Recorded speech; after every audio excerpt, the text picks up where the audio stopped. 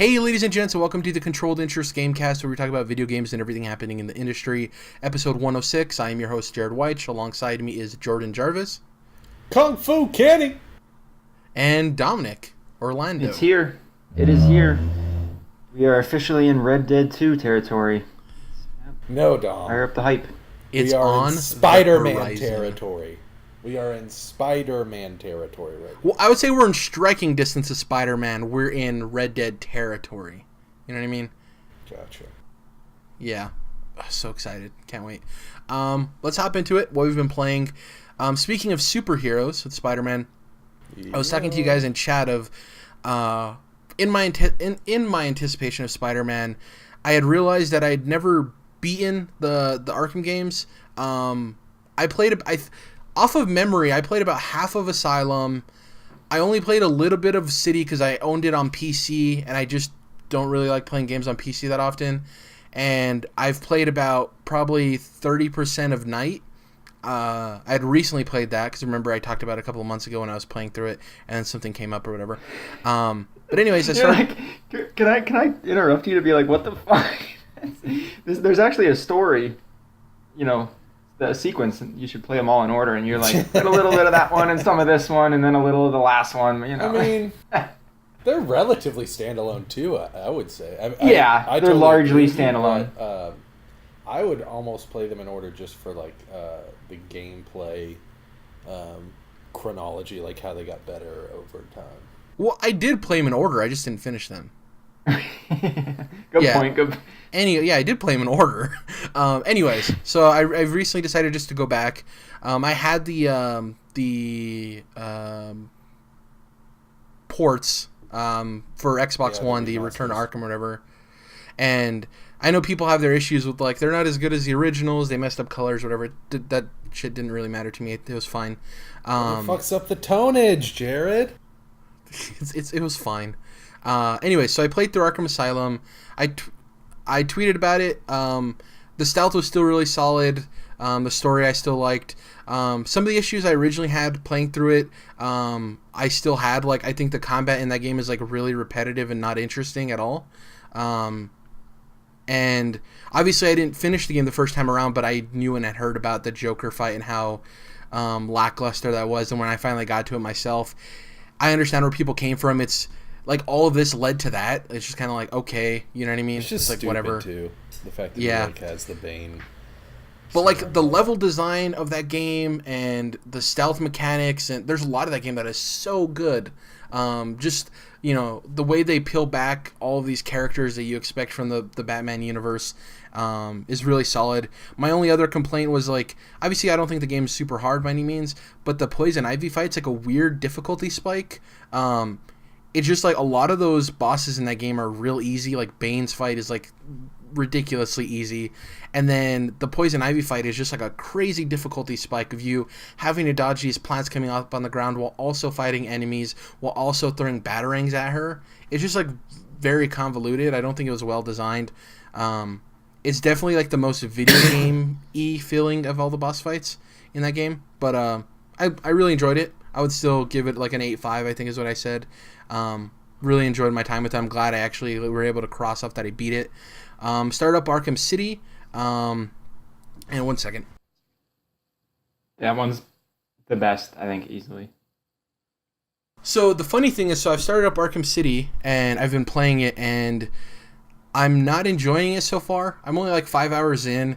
Obviously, a lot of stuff translates over from Asylum, right? Like the combat and a lot of the controls and filtering through your bat tech.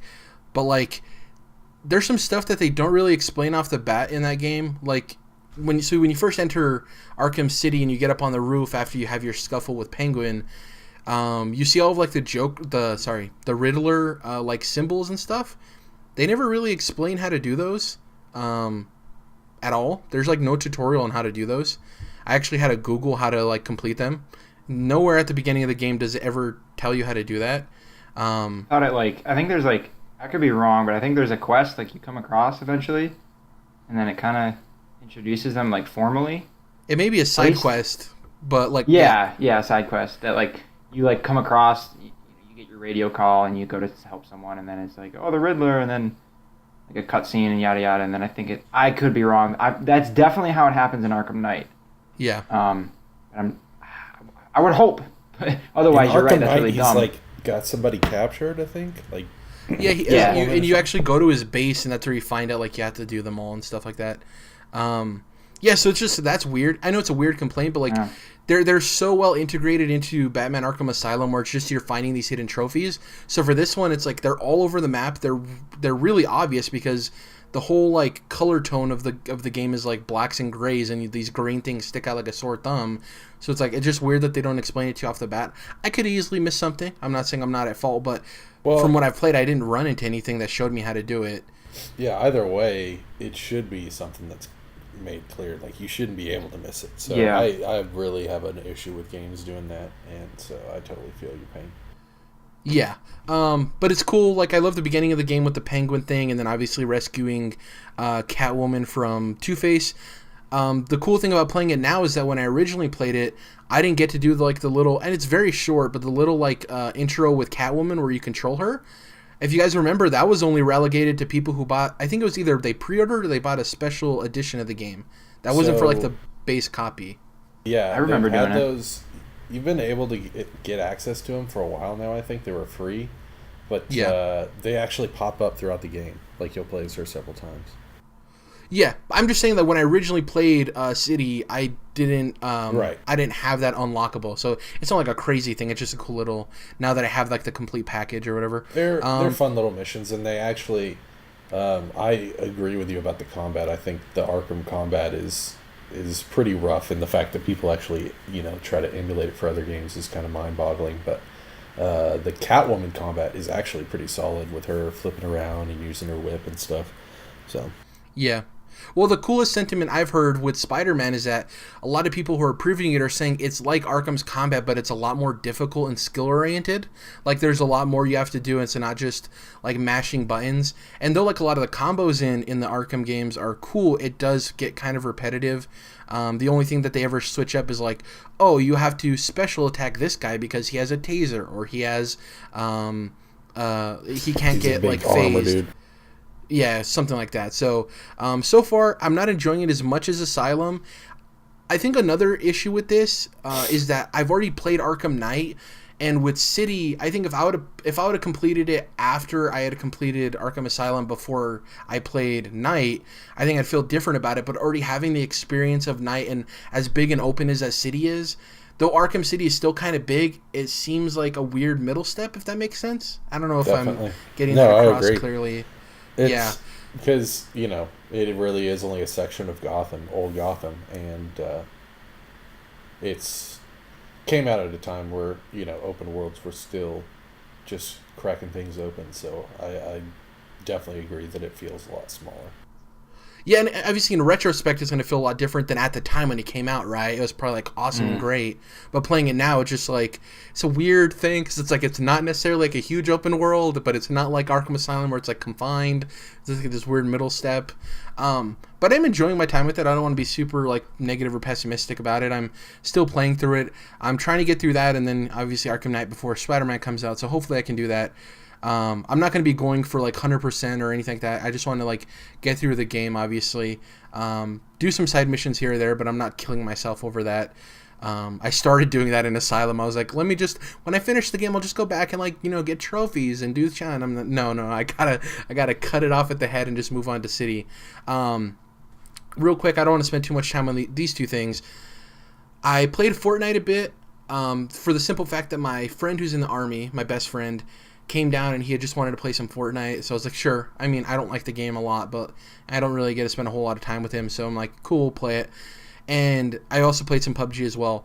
One thing I will say with Fortnite, we've talked about the microtransaction thing that they do better than a lot of other people. The other thing they do, Dom, I'll say this to you because I know you've also played Fortnite, is like they're very good at that carrot on the stick in terms of like daily challenges to have you come back and play. So there's that carrot on the stick, right? And that's one thing that I wish PUBG had. That's one of my gripes with PUBG is that though PUBG is a good game and I think it's superior to Fortnite in a lot of ways, for the general audience, there's no reason, like incentive to come back and play it daily. There's nothing. There's really no incentive to come and play unless you just want to play PUBG. Like, there's no unlockables that are like time specific. There's not like daily challenges that like, you know, pop up every day and are new. And in the current age of games as a service, that's something you kind of need to have, especially for a general audience who's quick to jump to other things. Like, if you don't give somebody a reason to come and play your game every day, they might not ever play it ever again. And I know for us, that's fine. Like, we're cool moving on to games. But it's just something I noticed with Fortnite of, like, that's just another reason why people probably go to it, because they have a reason to log into Fortnite every day, right? They don't really have that on PUBG. So, man, I'm glad you say that. And, like, that's the kind of shit that, be honest, obviously it's they need it. That's really smart and a good practice for them to, you know, make money and keep people coming back. But that's the kind of shit that I just scoff at. I don't really like it. I see right through it, and I'm like, fuck that. Like, they have that in Battlefront, right? Every day you come in, you get just a daily loot crate just for signing on, right? And then different daily challenges that obviously cycle through. Way to go, Dom! You turned on your PlayStation. Exactly, and it's like that's what all it is just a carrot, just to get you to log in and open the game. Yeah. I'm like, let me explain it a little bit more clearly, because I understand where you're coming from. And the baseline stuff, is like, whatever. The reason it works for Fortnite is because with the battle pass and that stuff, you have to earn XP and levels to unlock, like, skins and cosmetics, right? And I don't know if they do that in Battlefront. Maybe they do. But the challenge is they reward you with more XP and stuff to get higher levels so that you can get skins. Yeah. So it's a way to help you. Even if you're somebody who doesn't want to spend $1 on the game, it's a way to help you move up and get those really cool skins and stuff, because they're daily challenges. So they actually do reward you for something. And I'm like you, I'm not somebody who necessarily needs those challenges. Like, I don't like thrive for them. But if I'm going to be playing PUBG with my friends, it'd be cool if, like, get a sniper kill. So as much as I've played PUBG, it can sometimes get monotonous and a little boring. You know what I mean? So it's like, oh, I'm going to focus on trying to get this sniper kill this game because at least I have something different to chase. You know what I mean? So it's not something that I'm crushed to do, but it's an idea to give me a new way to play. So, in addition to that, too, at least in PUBG and Fortnite, it doesn't really count, but because there's only one game mode, or like very few game modes, whatever. And at least in Battlefront, it gets you to try other game, like trophies and achievements, right? Like, I got to go play, and most of them are really attainable, right? Like, play 3 matches of, you know, assault battle, or what is it called, Galactic Assault, right? And that's all you have to do. So it's not like the, you know, the deep challenges where it's like get 100 headshots and like those kind of ones. It's like stuff that's very attainable and get you trying different things. That part of it I really like. It's just because, like you said, we're the kind of people that, like, we play different games. So the idea of like sticking with one game and always trying to come back to do these challenges and making that like your main game, that idea to me is like, I can never do that. I just want to move on after a month or two. I want to move on to the next game. But I get why they want people to stick with, you know, 101, right?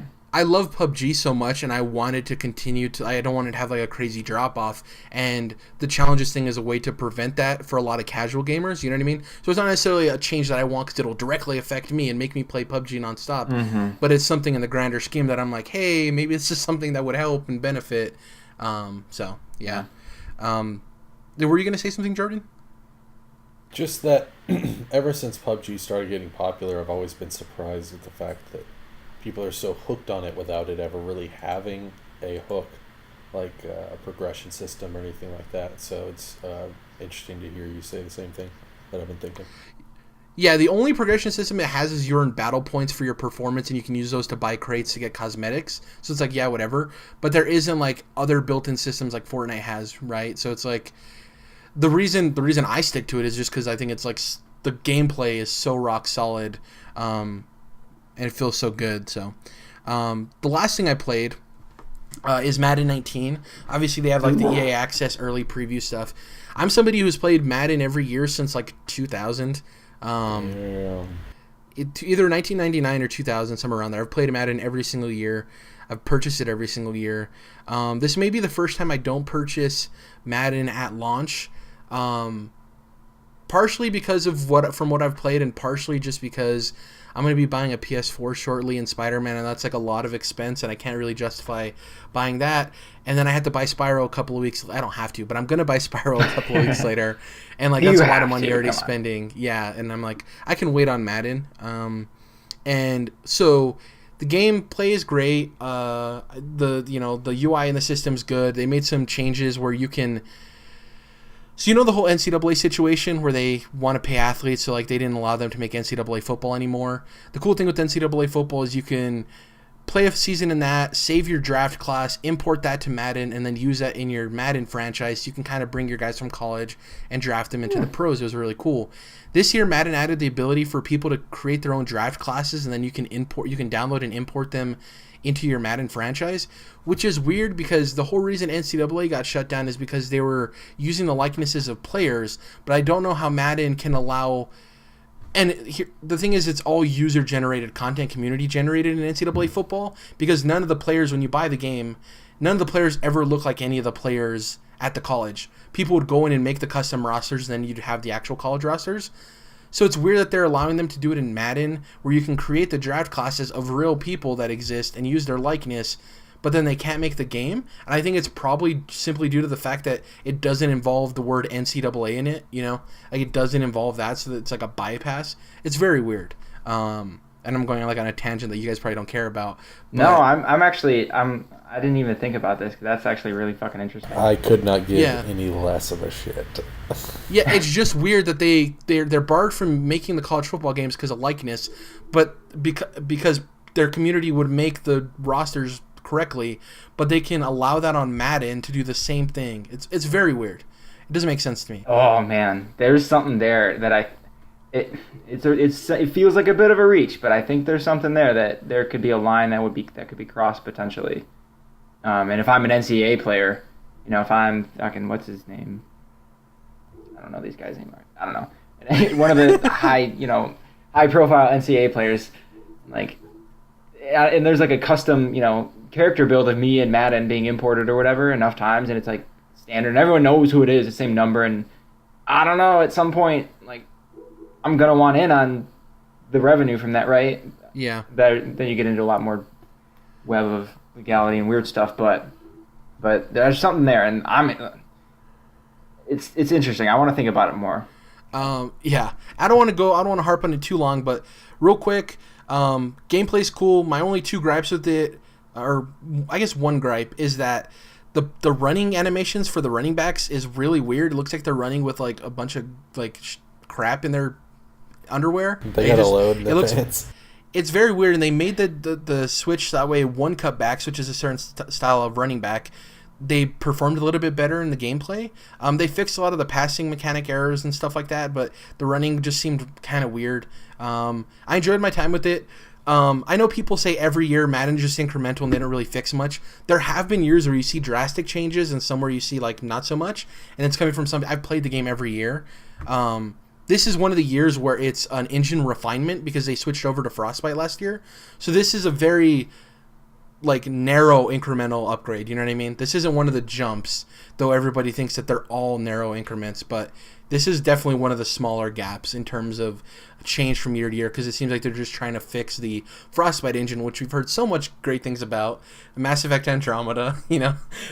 So that's that. That's my Madden 19 review.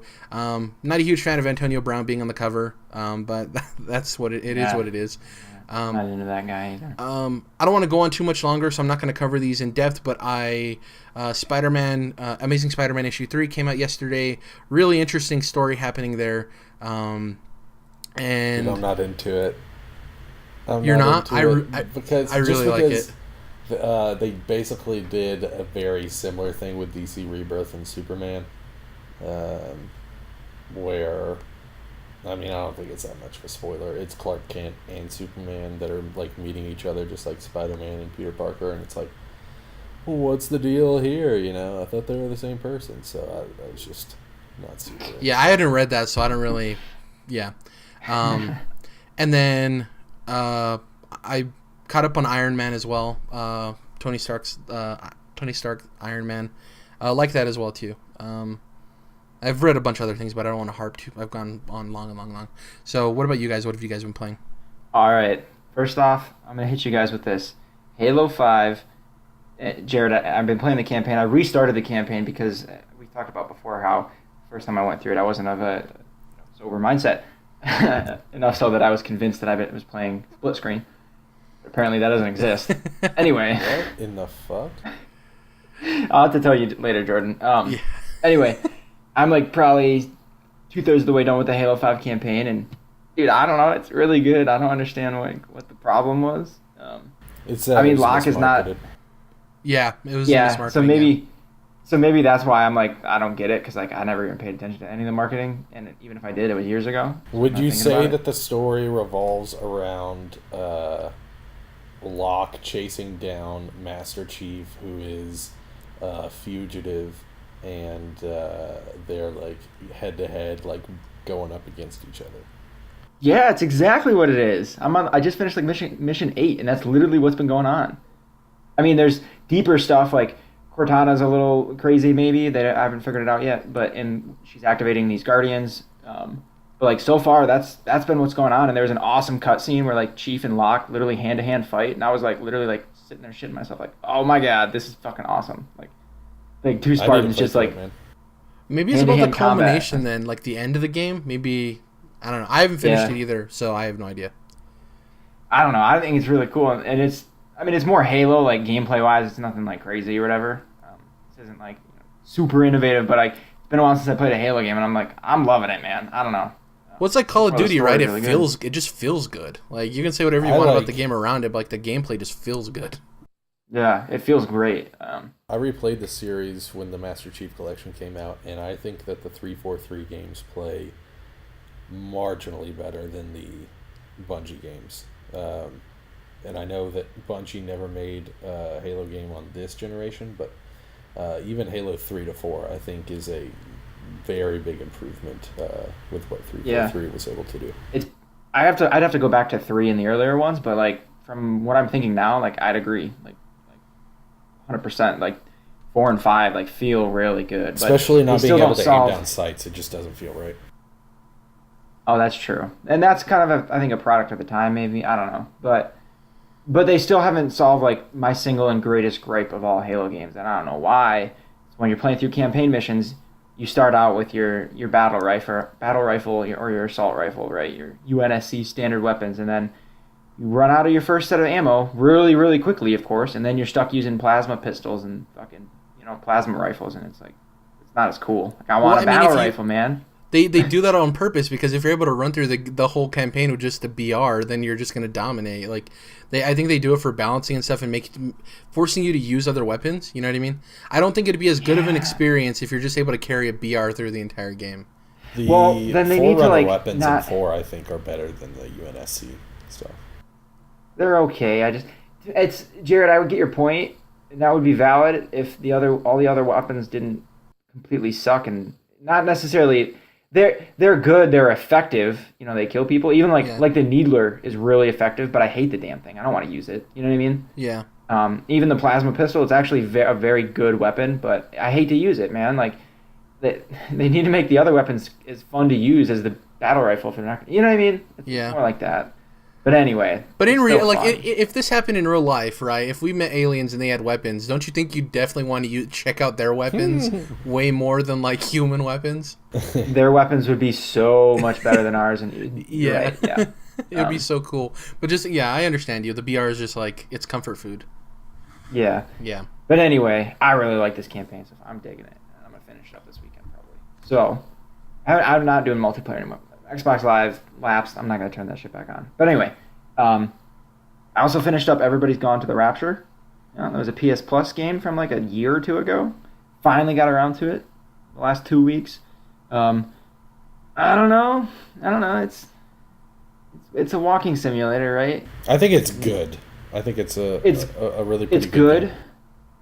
It's freaking beautiful. It's absolutely gorgeous. And I it's like the concept of, everybody just kind of, like the leftovers, people just kind of evaporating or whatever. I like that, but yeah, there isn't, I will say, there's not a whole lot of interesting stuff that comes from that, Yeah, I don't know. I was really interesting all along the way. Like I was really into each of the individual characters and their stories and what's going on. And I'm looking through every room and I'm literally looking like, oh, like that cigarette tray is still smoking. How long ago? And I'm like, what's going on here? And I'm reading, pictures on the wall and I'm trying to put things together. And I didn't put everything together, with each last character, but like these games, because they're short and there's not really gameplay, so to speak. It kind of like they rely heavily on their endings, right? So like I kind of felt the same as I did with Gone Home. I'm like, that was good, but like the ending kind of falls flat, even though I didn't know what else it would have been, especially in this game. Like the ending is kind of like more or less what you expect. I don't know how else. I don't know how you make it better, but it's kind of just falls at the end. I'm just all right. I guess I'm done. Then I went and looked up a bunch of theories on everything that's going on and yada yada. But I don't know. It was good overall. I'd say it's good. It was definitely worth it as a PS Plus game. So yeah. I like Dear Esther, their first game. I haven't played, obviously, everybody's gone to the Rapture, but like, I love Dear Esther, and Amnesia Machine for Pigs is like super dope too. So I'm still interested to get around to playing it. It's a cool concept for a walking sim, right? Because it's like, oh, if everybody's disappeared, that kind of gives you an excuse to be the only person walking around, right? I would be interested to see if we ever get a walking sim that plays out kind of like, partially like a Quiet Place, where you go to this like town and everyone's gone, but it's not actually that everybody like died or disappeared. It's just that, like, they had to move away from a city or something, and you actually it turns into a game where you have to like maneuver around in stealth and get away from monsters and stuff. You know what I mean? So it's not just like walking sim looking for information kind of thing. It turns kind of into like a horror-ish game. Sounds more it's like Outlast. Outlast, yeah.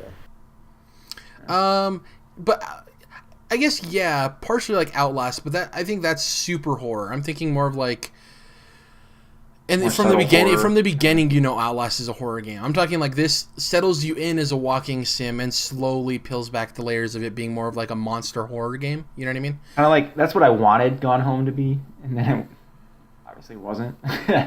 Yeah. But you reminded me of a good point. The last thing I want to say on Everybody's Gone to the Rapture is, unless I missed it, you never actually find out who you are, or if you're even a person, and that doesn't make sense unless you play the game. But like, you figure out everything that happened, and for the most part, you get like the nature of it, but not fully, because that's kind of the point. I know I'm speaking really abstractly, but that's what this game is about. Yeah. Dom, did you figure out how to run? Yeah. It tells you. I think people had a problem when it first came out. It didn't tell you. Yeah, I played through the whole game just walking. Yeah. I played it on launch. And even when you run it, you had to like build up speed, and then it's still not very fast. I don't know. But yeah, I was kind of like, when I thought about it after, I was looking up theories, and I was like, oh, one of the theories is like, you might actually be this person, or you might not be a person at all, and you're just this light, or you might be this. And I'm like, holy crap, that's right. I have no idea who I was the whole time. And maybe that's the point, but if it is, it was lost on me. I don't know, man. Things like that. I'm not analytical and artsy enough to understand, I guess. But the fact that it has you thinking about it, though, means it accomplished something at least. Yeah, no, I thought about the game a lot. Yeah, because I played it in like 3 or 4 sessions, which is probably not normal. Probably most people play it in 1 or 2. It's like a 4 or 5 hour game. But yeah, throughout, I was thinking about it a lot. I was like, what's going on here? And these people, I don't know. So it had that effect. So I guess that's a good sign. Yeah, and I mean, in order to be like affected by something in an interesting way, it doesn't always necessarily need to be positive either. Like just experiencing something, whether you dislike it or like it, is still could be a good experience. You know what I mean? Yeah. A worthwhile experience, I guess. So. Yeah, that's what I've been playing. Nice. You want to cover the one show, or you want to move on to Jordan? Oh yeah, first episode of Better Call Saul dropped. It's still the same show and it's still brilliant. I can't wait to see the rest of the season. And also, I'm going to pop in there and say, I think it's season 6 of Orange is the New Black, came on Netflix. And so we watched that, and it was the best season of that show yet, and I really liked it. And at the end of it had me thinking about it for a good long while as well. I was like, oh. It does a lot of things really well. And the last episode particularly is really good. It, kind of closes a lot of loops.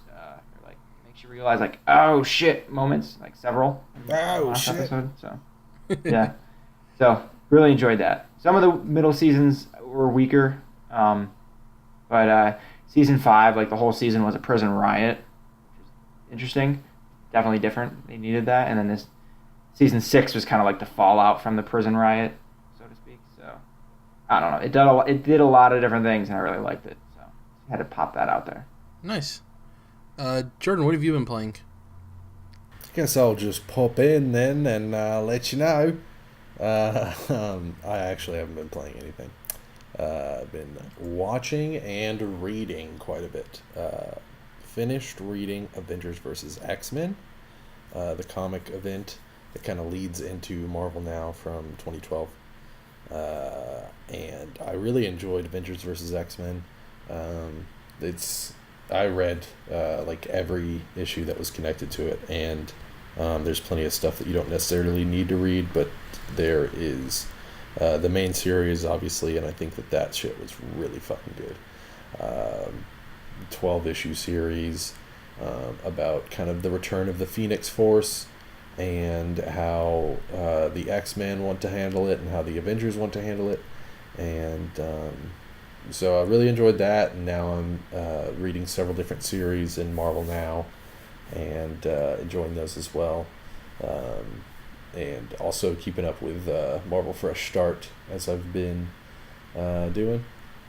And then I've also been reading Batman Hush, which is from several years ago. It's Jeff Loeb and Jim Lee, and it's really good stuff, man. Jim Lee is such a cool artist, and he makes Batman's just Gotham, everybody in it, look awesome. So I'm really enjoying Batman Hush. And read a comic miniseries called Abbott from Boom Studios. That was great, about a black female reporter in Detroit in the 70s that has to deal with these magical issues for these like murders that she's investigating. That was the big thing going on in Detroit for black people. Yep. I mean, there's a lot of weird magic shit in the 70s. So those spells wore off. Look where Detroit is now.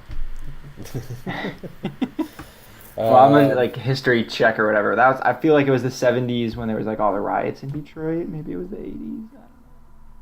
Never mind. Let's not talk about it. Yeah. Anyways, so yeah, I've been reading a lot of good comics, enjoying that shit for sure, and then I've also I was messaging you guys about the show The Sinner, and season 1 is 8 episodes. Season 2 just started, actually. Episode 2 of season 2 just now came out. And the first season, it's like kind of an anthology series. I would consider it one because the first season stars Jessica Biel and Bill Pullman, and the second season just has Bill Pullman playing the same character but investigating a different case since he's a detective. So that's pretty cool. But the first season, 8 episodes, Jessica Biel in the beginning of the show just murders the shit out of this guy, and you have no idea what the fuck's going on. She seems like a normal suburban mom, but just stabs the shit out of this guy in public one day. And so the 8 episodes is like figuring out the whole story behind it and why she actually did it. And it's fucking incredible, man. If you're into crime drama, if you're into thrillers or anything along those lines, mysteries, murder mysteries, it is incredible. It's extremely well filmed. Feels like you're watching like a 6-hour indie movie, and very creative cinematography for TV, because unfortunately I feel like there's a lot of TV shows that have a very similar look and have very similar shooting styles these days, which they look good, but they're just they've kind of found a formula for what good TV shows should look like nowadays, and this shakes that up quite a bit, and it looks incredible. But you guys obviously know I am not into binge watching stuff, especially if it's like an hour-long drama. I could maybe watch 2 or 3 episodes at most at a time. But I watched all 8 episodes in one night for this show. I just really kind of like a book you can't put down. It was just one of the best TV series I've seen in a long time. Also, big shout out to USA, because this is a USA show.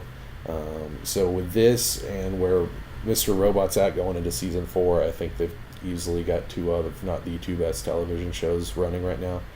So shout out to them. Yeah. Well, I thought you meant like easily the two best shows. No, Yeah. like Mr. Robot, especially with what they did season 3, kind of getting back from season 2, which wasn't as good as season 1.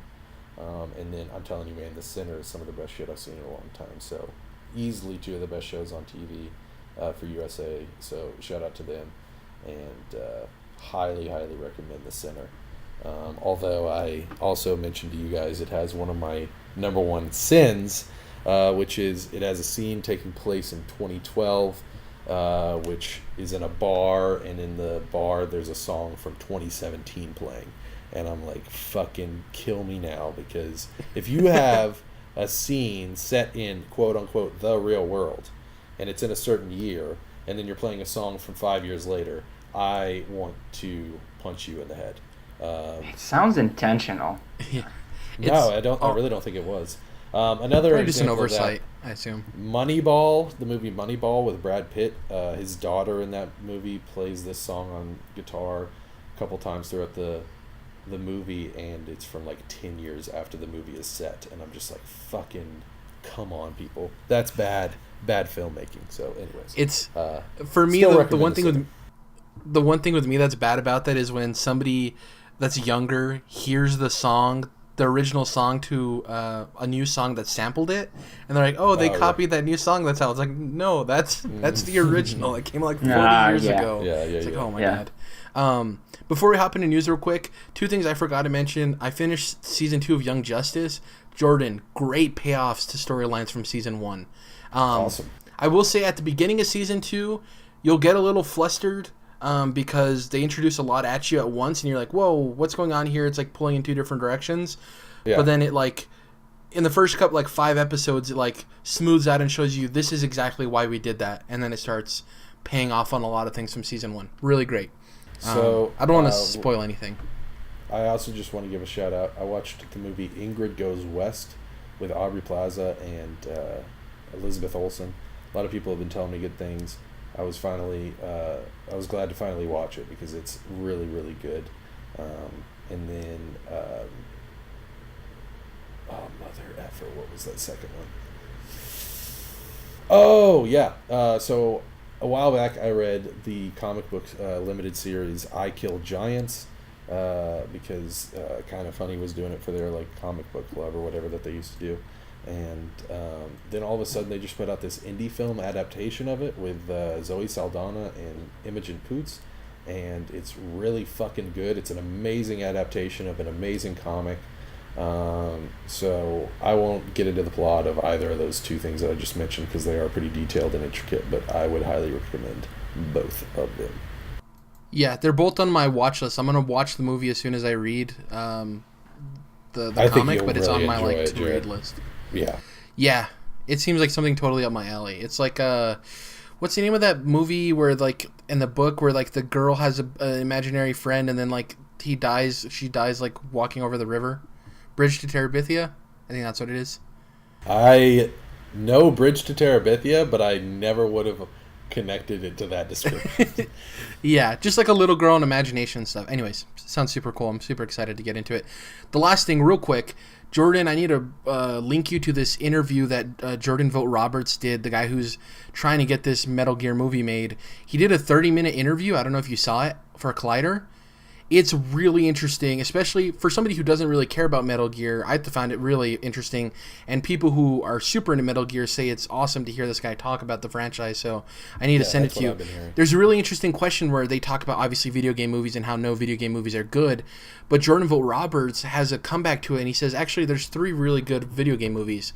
He says, Kubo and the Two Strings showcases RPG and Zelda-like games, upgrading your armor, doing that type of stuff. He talks about how Snowpiercer puts 2D side-scrollers into the film realm, which is really interesting. And he goes more in depth on these. And then the last one was Live, Die, Repeat, with obviously Tom Cruise and what's her name? Help me out. My girl, Emily Blunt. Emily Blunt. Yeah. So he goes and he says like those are technically like video game movies, the way they're shot and edited and filmed, and He's a really smart dude. He has a lot of really cool ideas. So I definitely need to link you to it because I really hope that guy's able to make the movie he wants to make because he. I got to give a shout out to the Ratchet and Clank movie. People shit all over that, and it is not nearly. I have no idea why people hate that fucking movie. It was bad. As far as video game adaptations, it is the best video game adaptation I have ever seen. Period. Like that's probably true. And still bad. Another thing, so many people have talked shit about this movie, and then they're like, "Yeah, but I haven't seen it." I'm like, "Go fucking kill yourself, man." Jesus. Hey Jordan, I haven't actually seen it though. No, I watched the first 20 minutes, and I was like, I just can't do this anymore. But do you watch animated stuff? It was on Netflix, so I checked it out. And typically I don't, but yeah. Yeah. It just you're not the type of person that watches animated stuff in general though, right?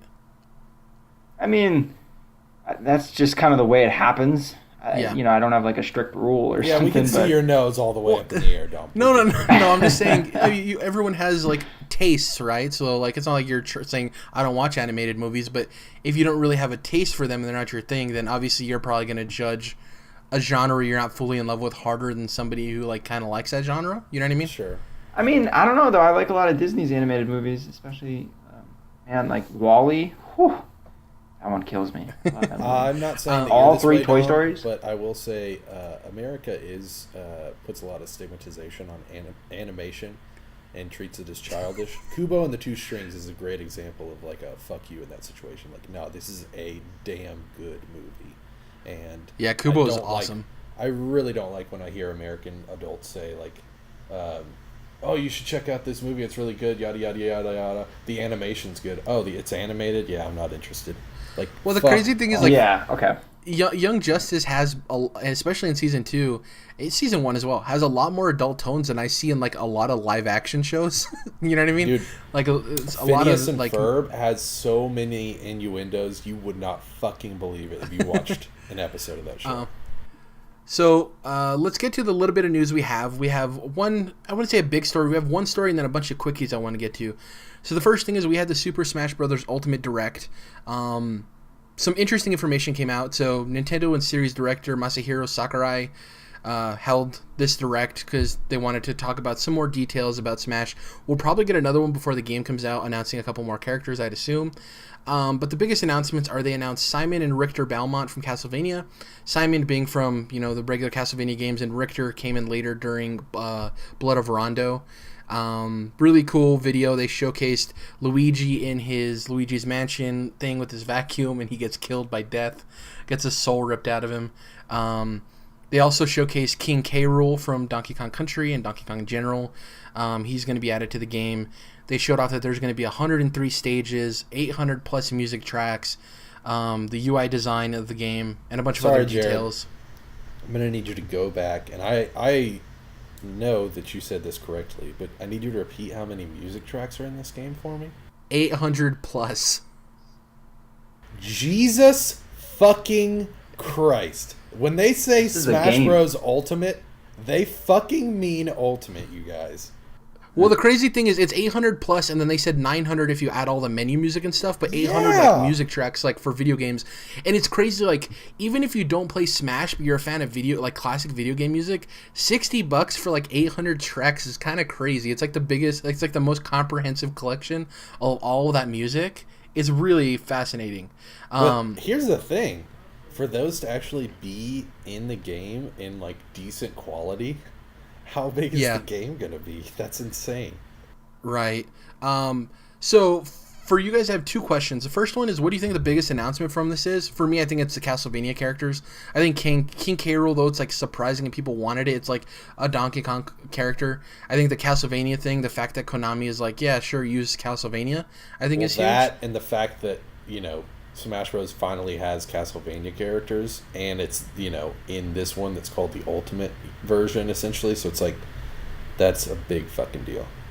My only complaint is I personally wish they would have done Simon and Alucard. I think Richter's okay, but it just, I don't know. They're saying. I think it's weird that it's not two characters. Like, one of them's an Echo character. Richter is. Yeah, Richter's an Echo character. And obviously they showed Dracula as a boss battle and stuff. The other one I didn't mention was Rathalos from Monster Hunters in the game is an assist trophy and a boss, which is really cool. So that's a really This game it's odd. Yeah, I'm really excited for it. The one thing I want to ask you guys: did both of you watch the direct at all? No, I did not. No. So they showed a menu screen. Unless it's like E3 or, if it's a big fat direct, I might watch it. But most of the time, I just read the live blog from GameSpot or somebody like that, and then watch trailers if they're, it's a big game. Yeah. So they showed off the menu screen, the main menu, and the bottom left corner of it, this green area was like blurred out, so you couldn't tell what it said. And on the side, they have the side menu that they introduced, which I think is Nintendo Online integration, because it has like the home button and it has like a little envelope, and it has a bunch of like the settings gear. It seems to me like it's like the Nintendo Online thing that's going to be a part of the service when it launches. That's just my opinion. Anyways, on one of those things was like blurred out too. So my assumption is that the one they blurred out for the main screen, the green block, is probably the single player mode, like the title of it, because every Smash has its own unique single player mode. The one on the right, it's going to break my heart because it's not going to be true, but I want to believe that that's like some kind of achievement thing, because it's like it was near the top and it was blurred out, and like it was like I said below it was like an envelope for messages and settings and like a question mark for help. And I've been playing video games forever, and it seems like usually in those menu systems that placement is usually for an achievement or trophy type kind of thing. Obviously I think I'm letting myself down. I don't think it's that, but it's weird. Like, what would it be? Like, why would they hide that menu thing? Like, what else could it be? You know what I mean? It's very odd. I totally agree. We'll see, I guess. It's like, why would they hide the little menu, that side menu thing? It just doesn't make any sense. It is ridiculous that Switch doesn't already have a trophy system. Man, I kind of don't want one for the simple fact that, like, it's going to make me want to go and replay through Mario Odyssey and get all 1,000 Moons again. Unless I just, like, load it up and it unlocks them retroactively. That would be dope. I guess we get to I wouldn't count on that. Yeah, I won't. I don't think we have anything else to say about Smash, right? I'm super excited for it. I know, Jordan, you're excited for it, and Dom, you're just like, whatever. I think they're just blowing I mean, are we going to play this? Guys, like, are we going to play this? I'm buying it. What? If you want to play, we'll play, but I'm getting it. I'm sorry. Like, it sounded like Dom said, Jordan, are you going to kick my ass in Smash Bros. Ultimate? Because the answer is... what I was asking. Absolutely yes. Because, I mean, I'll get it, man, but, like, I don't know who I'm going to play with. I'm actually excited for the single-player campaign. And also, I want to learn how to play a Smash Bros. Game. Like, fucking learn how to actually play it. Because they're more deep than people give them credit for. And I've never actually just gotten, like, fucking good at a Smash Bros. Game. Like I am at, like, Mario Kart or whatever. I'm interested to see who you guys will end up liking the most in maining. For me, my main is King Day-to-Day. And yeah, he's great. And the rumors of Goku, like if Goku gets announced, he'll be my main for sure, 100%. But we'll see if that happens. Let's get to these quickies. So the first one, Child of Light 2 was teased via Ubisoft game director Patrick Plord's tweet regarding the Nintendo Switch port of Child of Light. So we tweeted out this picture of Child of Light running on the Switch, and he said it's coming along, will be out soon. But in that picture, behind it, there's a paper on his desk that says Child of Light 2 on it. And it's like, coyly like hidden behind the Switch a little bit, so you can kind of only see of Light 2. Which I'm stoked for, because we were all assuming that UbiArt was dead. We didn't know what happened to it. So it's good to see some project come out of this. Hopefully. It may not be UbiArt. It may just be Child of Light 2, I guess. But I guess the UbiArt properties, I'm glad those are alive. Or at least Child of Light is. It was an engine, though, right? Like, they actually had a UbiArt engine? Yes. And you were correct that one time when you said, did the Rayman game use it? It did. Yeah. So, the second announcement, I'm super excited for Child of Light 2. I love that first game. I would probably won't pick it up again on Switch because I 100%ed it on Xbox. So I'm like, I have no need. But I have that game in a lot of places, but I might still do it. Second up, Studio MDHR via their Twitter announced that Cuphead has eclipsed 3 million copies sold. So awesome. For a company like that, that poured all of their resources into making that game, you know what I mean? Like, oof. Is it just 2019 as far as we know for the DLC?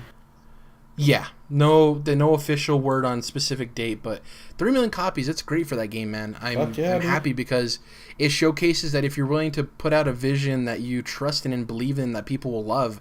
And remember, this game was going to be a boss rush game, and then they heard the complaints and they went back and like changed a lot of the game, and added a whole lot of the game, a majority of the game, I think, from the final version of it. It's just cool to see it pay off. I love Cuphead. I think people would probably dig it just as much if it was just a boss rush. I think so, but I don't think it wouldn't gotten as enough love from like Game of the Year or like the awards and like that kind of thing, because it would just be seen as like a boss rush game. You know what I mean? Because it went from being a boss rush to more of like a Mega Man type game. Obviously with Super Mario Brothers, world overworld and all that stuff. What were you gonna say, Dom? And I know you just gave it some love, but like, dude, like this can't be understated. That's a lot, man. Like, okay, and you might say like, well, you got to divide it by 3, right? Because it's a $20 game, so it's, you know, if you're gonna compare it to other things, but then also consider it's an exclusive and it wasn't at retail, right? It's download only, so like, exactly. That's a shit ton, dude. That's a lot. Like I remember like when Uncharted 4 passed, you know, like 4 million or something in its first 6 months or something. So like, obviously apples and oranges, that's not a direct comparison, but that's a lot of sales for I would say $20 indie game, man. Yeah, this is totally different from a $60 game selling 1 million copies or 3 million copies. I mean, for a game and studio this size, especially with what they know about, like, you know, putting their house on the line, I think, for this game to get done. Yeah. This is insane, you know, and congrats to them for sure. Well, and there's the opposite argument too with the 60 to 20 is a lot of times it seems like even though your game's cheaper, it's harder to sell a $20 game because some people don't think it's a real game. You know what I mean? As opposed to like a $60 game, they're like, oh, that's a real game, you know? So a bunch of weird arguments there, but let's get away from that like, narrow-mindedness, guys. Let's get away from that from that biased. Exactly, but like you said, Dom, 3 million is no easy feat. It's really impressive. Yeah, it's crazy. It's awesome. I can't wait to see what their next project is. I can't wait for that DLC next year. Speaking of big games, Rockstar released the gameplay trailer for Red Dead Redemption 2 today. I kind of feel bad for Telltale's The Walking Dead because they released the trailer for the final season today too, which is like, jeez. Really? I didn't even know. Yeah, why didn't you choose a different day? But whatever. And I didn't watch the trailer because I don't need to know anything. Like just give me that final season. Just feed it to me. But yeah, Rockstar released their first gameplay trailer for Red Dead Redemption 2. This follows in suit to the GTA 5 gameplay trailers that we got, where it's a female narrating over, explaining things about the world. This is part 1 of a multi-part video series. The next one is going to focus more on, in my opinion, probably specific gameplay mechanics and like mission structure and stuff. This one is kind of just more of an overview, like an introduction. And I think the third one will probably be Red Dead Online. I don't know if you guys watched the trailer. This one. Sorry. Yeah, I watched it. This one, the focus seemed to be around, you know, the camp mechanics. I don't know if this was in the first game or not, but that seemed like that's what this was introducing. Yeah. And explaining. And I was really into that. I saw a couple comments of people like, well, there's going to be another Fallout 4 thing where you got to get busy dealing with your camp and you don't want to. And I'm like, yeah. And it's, even if that's a valid comparison, I don't even, whatever. It looked really cool, man. I'm not even going to get into the weeds on that argument or not, but this shit looked really cool. I'm not, like, into Red Dead in general. Yeah. I was like, oh, that's interesting. Like, you got this just nomadic camp that you're pulling around, and you got people, like, you just chat. I don't know. The way they sold it, I was like, that I was into. I did not expect that. Well, even the dynamic conversation system where, like, you ride up on some guy getting attacked by some outlaw, and you can either, like, you know, disregard it and keep going, or you can choose to, like, antagonize them. Like, all of the different, like, dialogue choices, like, dynamically. It's not like you're you're locked into a conversation like Bethesda style. It's like you're just, like, riding by and you can choose how to interact. The other complaint I saw is people are saying this doesn't seem like it's driving forward open world games. And I'm sitting there watching this trailer and I'm like, are you crazy? This thing has like one of the greatest lighting systems ever. Some of those shots where like the sun rays are coming through the clouds, it is gorgeous. And obviously an open world game like that will never be as beautiful as like an Uncharted or a God of War, just because simply the scope of the game. But for what it is gorgeous. Like even the details of like these little critters running around and all of these like background elements happening, and the population density in areas, it's really impressive. Like for people to sit there and be like, this doesn't look like it's moving the genre forward. I'm like, are you crazy? Has Rockstar ever released a major game like that and not done something that the industry looks at and is like, oh wow, you know what I mean? It's crazy. I just people I think are so pessimistic. I think that was to be expected. I mean, we're probably going to hear more of that just because of the expectations that have been built up around this, and because it's Rockstar. It'll be cool to hate on Red Dead. Right, because of everything they've done in the past, that's actually going to have a slight effect of like, you know, those kind of comments of like, well, I don't know, it's not quite good enough, or you know, it's dude, fuck those stupid Marvel movies. Just because they're popular, right? Right. They're actually good fucking movies, but they're popular, and so people hate them. And the crazy thing too with like Rockstar is, I play so many open world games. It's arguably one of my favorite genres outside of like 2D platformers and FPSs. I don't know, I like a lot of different types of games. Anyways, Rockstar games, for me personally, when I play them, GTA 5 was the only Grand Theft Auto I've ever beat. I'm not huge into like playing through the Grand Theft Auto games really. I loved Red Dead. But like in Red Dead and Grand Theft Auto 5, I still remember specific locations, and if you drop me into that game in the open world map, I can get to exactly wherever you point out if there's these specific locations. And I think that's special in an open world game, like making a location feel so real that you remember exactly where it is even years after playing it. And like switching between the characters on GTA is crazy too. Like I'd never done that in a video game before, and that world is huge, and I'm super excited for this game. It was exactly what I expected. Speaking of, can't wait. Speaking of that, speaking of switching characters, that they seem to kind of, I mean, by all intents and purposes, they kind of cut off that theory, right? They said that you play as Arthur I forget Morgan. his name already. Right. They said that as like one sentence, like just straight up, you play as him. Yeah. So a lot of people were speculating, right? Or would you switch between everyone in the gang, or what? Are they even expanding that switching thing? But it seems like maybe they're going back, which is fine. Well, I don't think they're going back. One I observation. Think that they're showing that that's how you play Red Dead Redemption games. That's how this series is. Right. And maybe GTA 6, you'll be back to switching characters because now that's how we do GTA. I don't know, but I think this is just how you play Red Dead. And I think too, it lends towards the themes and locations of those games. Is like in a Grand Theft Auto game, it's all about modern culture and basically poking fun at the world we live in currently, right? And I think with that, you have different people come from different aspects of life and have different opinions about those things. So like in GTA 5, it helps to have some crazy hillbilly lunatic, some like skeezy criminal who's kind of rich, and just a dude coming out of the low end income trying to make something about him, like for himself. And people can relate to all three of those characters. So I think that having multiple characters helps you deliver that message of like, the society we live in is kind of dumb, right? Whereas with Red Dead, it's a Western, and you want to have the feeling of you are the outlaw, you are the cowboy, you are the hero. So switching between them, though it could be interesting, I think having that one character that you tell the entire narrative through helps with that. You know what I mean? I don't know. We'll see. Yeah. It's something that it has to be the design from the very beginning, either way. Yeah. It's funny, like, so Spider-Man and Red Dead are both games that everything I've seen has never really got me by surprise or shocked me, because I already expected that level of quality before I saw like the major breakout of everything, which I think is a good thing because I think my expectations are in place. Like I expected Insomniac to crush it with the Spider-Man game. That just makes sense. And with Rockstar, it's like they don't make bad games. You know what I mean? Or they haven't, at least their last couple of attempts. So like I already expected it to be phenomenal. So like I didn't get so shocked by the gameplay trailer. I'm just like, I expected it to be this. I'm like, yeah, you know. So there's just so many minute details in that trailer. Like you can go back and rewatch it, and there's so many little things happening, so many subtle things. The way they change the Deadeye is really cool. Jordan, did you play the first Red Dead? Yeah, I haven't finished it. Yeah. You know how when you use Deadeye, how you mark the different characters, and then for everyone it shoots, it changes the camera to specifically point at them, and it's a little jarring. It's like, oh, that's weird. Like boom, boom, boom. I don't actually think I got that far to have that ability. Okay, so anyway, you know what Deadeye is though, right? You mark like 3 or 4 people, and then it shoots them all for you. It's like automated. So in the original Red Dead, it like cuts different camera angles between each one. It's like really jarring and weird.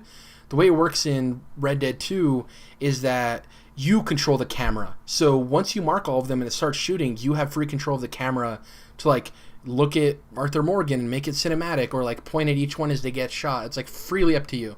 So it's not as jarring, which I personally like. But yeah, God, this world is going to be so detailed. Earlier in the trailer, you kill somebody, and later in the trailer, you're like randomly walking through the city, and this like lady walks out, and she's like, "You bastard! You killed my cousin!" It's like, whoa! It's like out of nowhere. Just like, it's really cool. I'm really excited about it.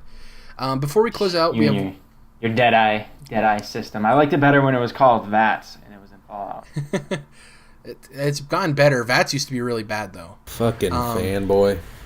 Last story here. Absolutely. PlayStation unveiled the limited edition translucent, I would call it midnight blue, PS4 Pro 2 terabyte console in celebration of reaching 500 million PlayStation. Yeah, 2 terabyte. 500 million PlayStation consoles sold lifetime, so that's across all generations. There's only 50,000 that were made, and they'll be available on August 24th for $500 US. Looks really cool. They were saying it's like a throwback to 90s. I don't see what that relates to personally. I don't get it. It looks cool. I like the way the console looks. I think it's pretty. I just don't understand. What does it have to do with 90s though? Yeah. I missed that part. Like obviously the other one, the PlayStation 1 throwback, I get it, obviously. This one I'm like, what is that in reference to? I felt dumb because I'm like, I don't want to come out and say, what is this in reference to? And everyone's like, oh, Jared, you don't know, So I was like, that's weird. I just didn't get it.